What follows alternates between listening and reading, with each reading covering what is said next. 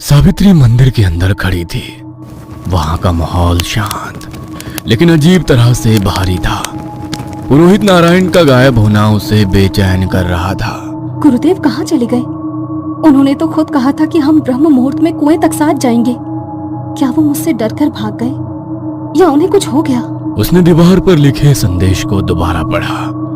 तुम्हें अकेले ही आगे बढ़ना होगा। लेकिन यह संदेश उसके डर को बढ़ा रहा था। कहीं ये कालिंदी का काम तो नहीं है? केवल गुरुजी ही थे जो उसे जानते थे। शायद वो नहीं चाहती कि मैं उस तक पहुंच पाऊं, इसीलिए उसने गुरुजी को अगवा कर लिया।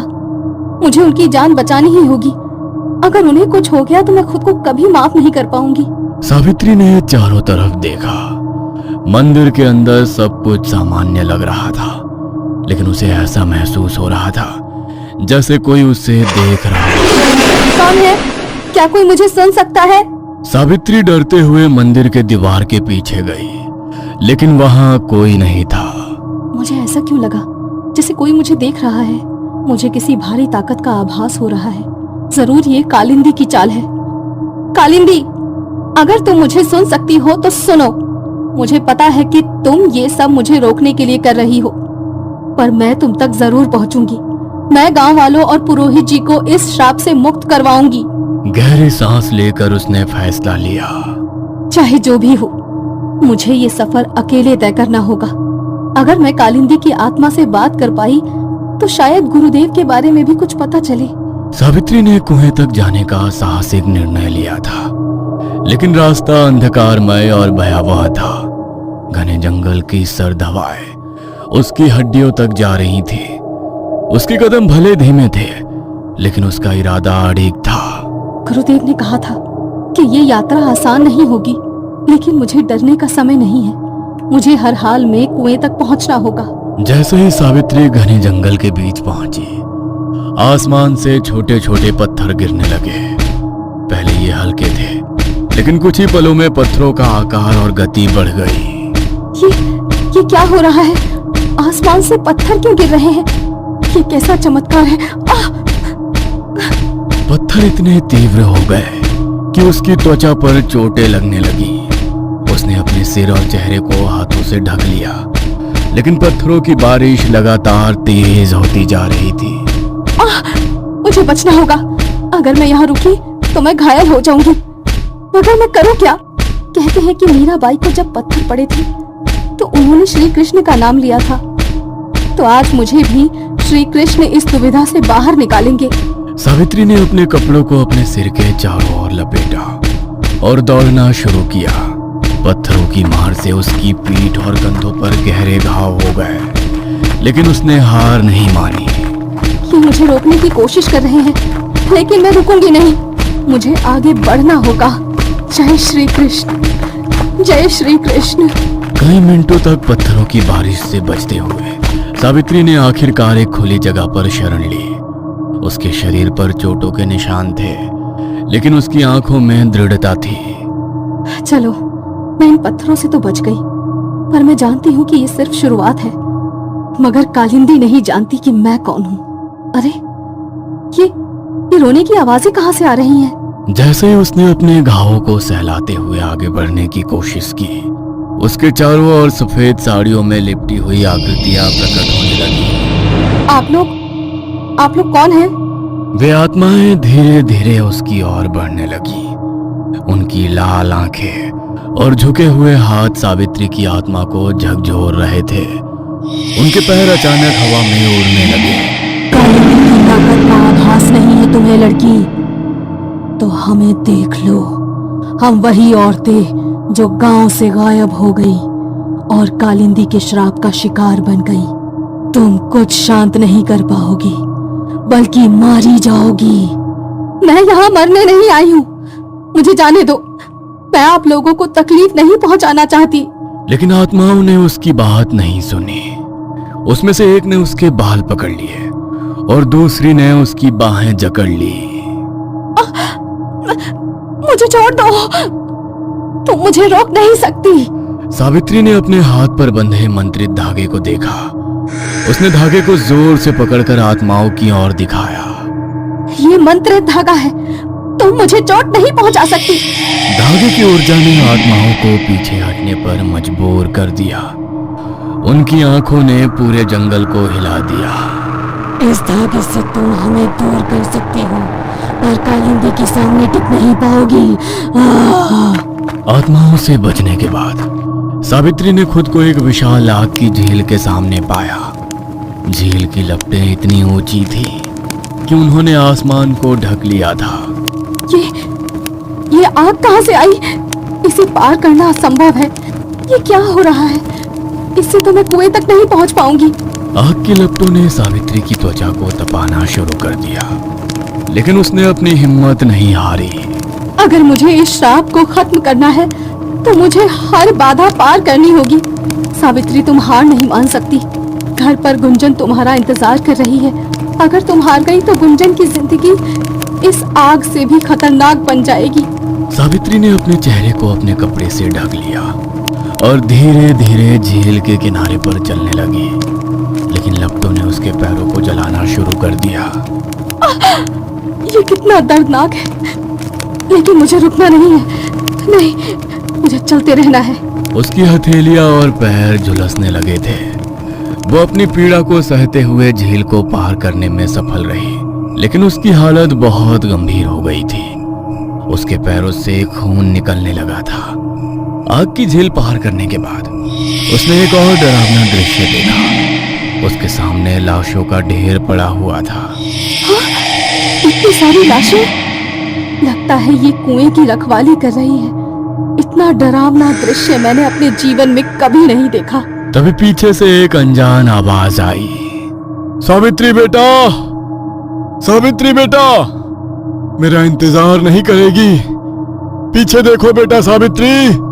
ये आवाज तो गुरुदेव की है। सावित्री ने तुरंत पीछे मुड़कर देखा और वो जोर से चिल्ला उठी।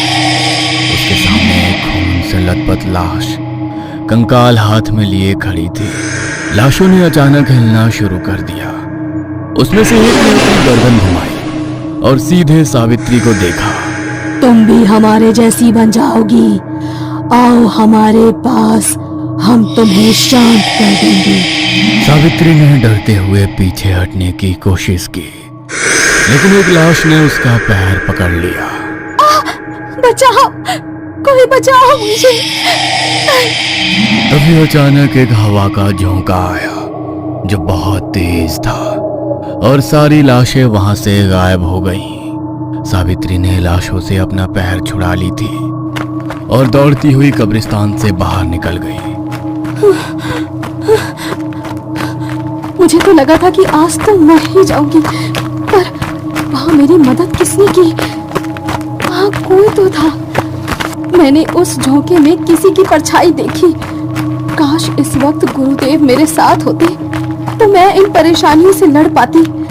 पता नहीं अब और कौन सी मुसीबत मेरी राह देख रही है। सावित्री एक खाली मैदान में खड़ी थी। उसने सोचा था कि कब्रिस्तान पार करने के बाद रास्ता थोड़ा आसान हो जाएगा, लेकिन वहां माहौल कुछ और ही कह रहा था। चारों ओर एक भयानक सन्नाटा था। अचानक जमीन उसके पैरों के नीचे से खिसकने लगी। ये क्या हो रहा है? जमीन हिल क्यों रही है? जमीन पर दरारें पड़ने लगी। सावित्री ने संतुलन बनाने की कोशिश की, लेकिन अचानक वो दरारों के बीच गिर गई। वो एक गहरे अंधेरे गड्ढे में समा गई। सावित्री ने खुद को एक अजीब रहस्यमयी जगह पर पाया। वहां का वातावरण ठंडा और भारी था। चारों ओर घना अंधेरा था और केवल दूर दूर पर हल्की लाल रोशनी चमक रही थी। मैं कहाँ हूँ? क्या ये कालिंदी का श्राप है? उसने महसूस किया कि उसके पैर जमीन से बंधे हुए थे। उसे ऐसा लगा जैसे वो किसी अदृश्य रस्सी में जकड़ी हुई हो। उसने छटपटाते हुए अपने पैर छुड़ाने की कोशिश की। कौन है यहाँ? मुझे जाने दो। अचानक चारों ओर परछाइयां उभरने लगी। वे हवा में तैर रही थी। उनके शरीर विकृत थे और उनकी आंखों में लाल चमक थी। तुमने इस रास्ते पर चलने की हिम्मत कैसी की? तुमने हमारी नींद क्यों तोड़ी? मैं यहाँ किसी को नुकसान पहुँचाने नहीं आई हूँ। मैं इस गांव की औरतों को बचाने आई हूँ। बचाने? तुम खुद को भी नहीं बचा सकती। तुम यहाँ से कभी नहीं निकल पाओगी। परछाइयों ने सावित्री के चारों ओर घूमना शुरू कर दिया। उनके हाथ सावित्री को छू रहे थे और हर स्पर्श पर उसके शरीर में भयंकर दर्द हो रहा था। ये क्या हो रहा है? मुझे छोड़ दो। अचानक सब कुछ शांत हो गया। परछाइयां गायब हो गई और सावित्री ने खुद को एक बड़े दर्पण के सामने पाया। दर्पण में उसकी परछाई थी, लेकिन उसका चेहरा विकृत और डरावना लग रहा था। ये मैं नहीं हो सकती। ये क्या है? ये तुम ही हो सावित्री। ये वो रूप है जो तुम्हारा अंत दिखाता है। दर्पण अचानक टूट गया और उसमें से काली धुंध निकलकर सावित्री के चारों ओर लिपटने लगी। उसकी सांसें तेज हो गई और वो जमीन पर गिर गई। मुझे कुछ दिखाई नहीं दे रहा। क्या मैं मर रही हूँ? सावित्री ने अपनी आंखें बंद कर ली। उसे ऐसा महसूस हुआ जैसे उसकी आत्मा उसके शरीर को छोड़ रही हो। लेकिन तभी उसने अपनी माँ की आवाज सुनी। सावित्री, उठो। तुम इतनी आसानी से हार नहीं मान सकती। माँ, ये आपकी आवाज है। माँ की आवाज ने उसकी आत्मा को ताकत दी। उसने धीरे धीरे अपनी आंखें खोली और देखा कि उसके हाथ पर बंधा मंत्रित धागा हल्की रोशनी बिखेर रहा था। ये धागा मेरी रक्षा कर रहा है। मुझे हिम्मत नहीं हारनी चाहिए। हाँ, मुझे हिम्मत नहीं हारनी चाहिए। परछाइयां फिर से प्रकट हुई, लेकिन इस बार सावित्री तैयार थी। उसने धागे को कसकर पकड़ लिया और मंत्र दोहराना शुरू कर दिया।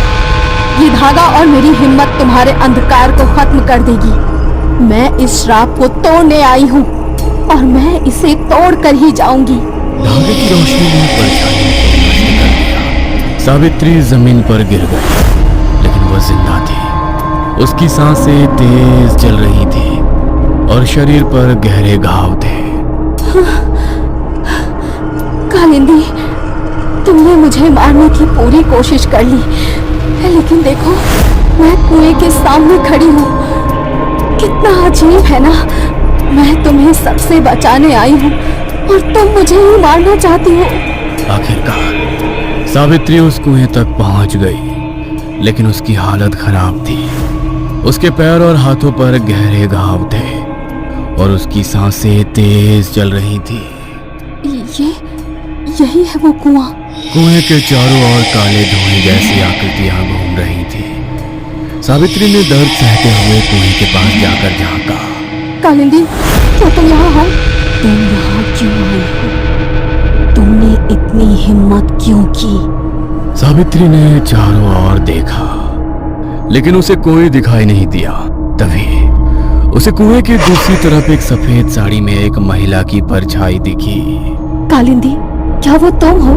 उसने देखा कि परछाई धीरे धीरे गायब हो गई। सावित्री ने अपनी जगह से उठने की कोशिश की, लेकिन तभी उसने कुएं के पास जमीन पर कुछ देखा। एक खून से सना हुआ कपड़ा। ये कपड़ा गुरुदेव का है। क्या वो यही थे? उसका दिल तेजी से धड़कने लगा। गुरुदेव, आप कहाँ हैं? क्या पुरोहित नारायण कालिंदी की आत्मा के कब्जे में है? क्या सावित्री इस रहस्य को सुलझा पाएगी? जानने के लिए देखते रहिए कालिंदी का श्राप।